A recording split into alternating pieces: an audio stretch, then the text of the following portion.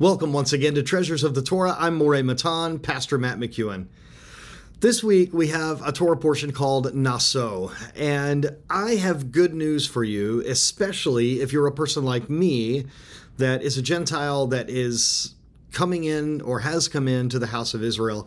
There's something very special that I have for you in today's Torah portion. Now, of course, there's always something for those of you that are a natural-born branch of the tree of Israel, but today, something specific for those of you that are coming in to come under the wing of the divine presence, so to speak. And we're going to read, we are in Sefer Bamidbar in the book of Numbers, and we're going to read chapter 5, verse 6.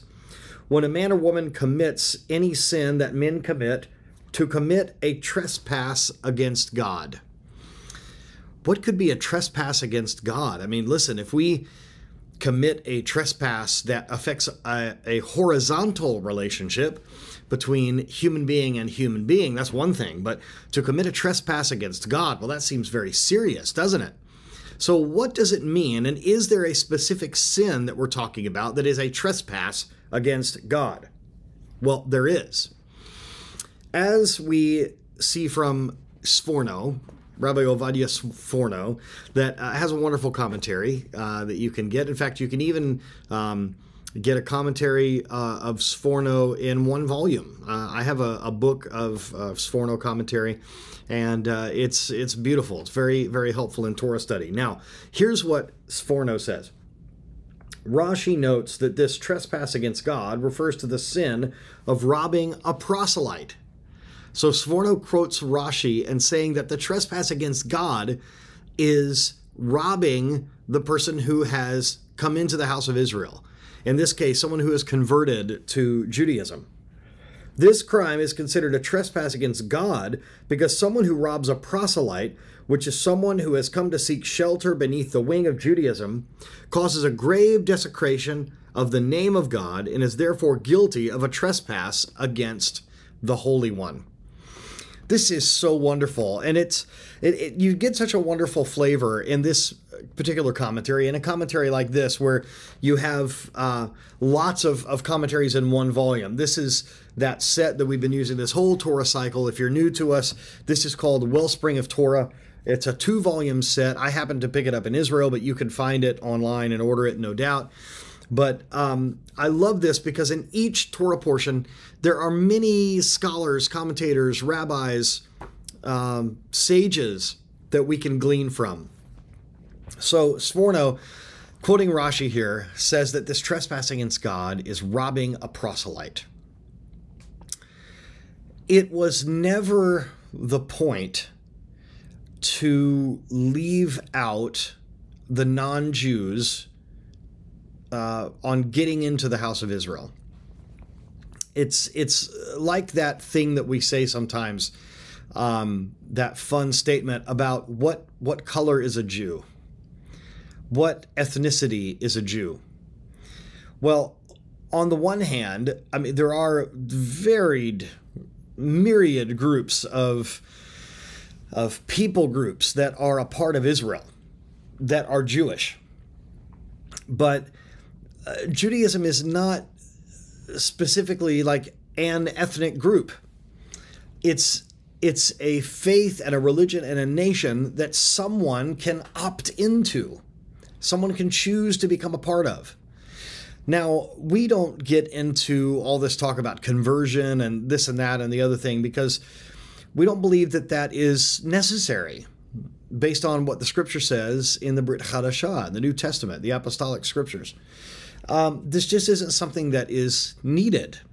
What is needed is a conversion of the heart and a circumcision of the heart.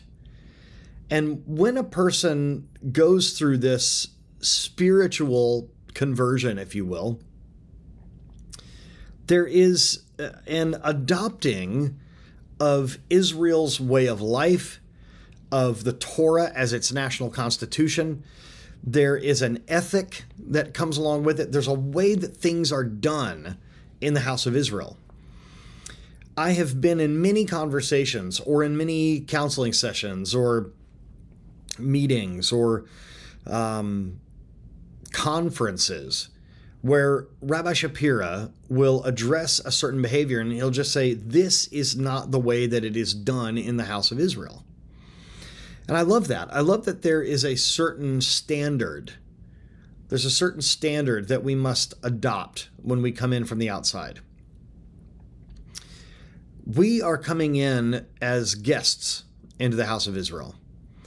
And it would be wrong for us to come in as house guests, and as Rabbi Shapira puts it, to begin to just take all the things off of the walls and put in our own furniture and this and that and the other thing. We need to adapt to the house that is already in existence and not expect the house to adapt to us. We are grafted into Israel and not the other way around. So I love that there is this defense, if you will, of the proselyte, of the Gentile that comes in. I love that it says here, committing a trespass against God is robbing the proselyte. This idea of Israel hoping, praying even, that someone from the outside comes in. It used to be that Judaism was a faith that sought out souls. It was, forgive the term, for lack of a better term, evangelistic. It has sort of stopped being that way. And largely that is a reaction to the actions of Christianity. And we see throughout history the problems that extreme evangelism combined with violence and forced conversions and this kind of thing. It's just it's a nasty business. But I love that God is defending. He's coming to the defense of one who has sought to, how it is worded here, seek shelter under the wing of Judaism. That's me. That might be you. There are some of us that are in this movement that were born Jewish, born to Jewish families. The majority of us were not. And that's just the way that it's going to be. The population per capita of Jewish people is so small. But thankfully, the population of those who are coming to a more Jewish understanding of their faith, that number is growing. And we're so excited about it. So come on this journey with us and know that you are looked out for. Know that you are valued, and know that you're not a second thought. You're not the leftovers. You're not plan B. You're not an afterthought. You were always a part of God's plan if you're a Gentile. But again, as we come in under the wing, we need to make sure that we are doing things the way that Israel does them, because we are a community and there is a standard. Thank you for joining me this week, and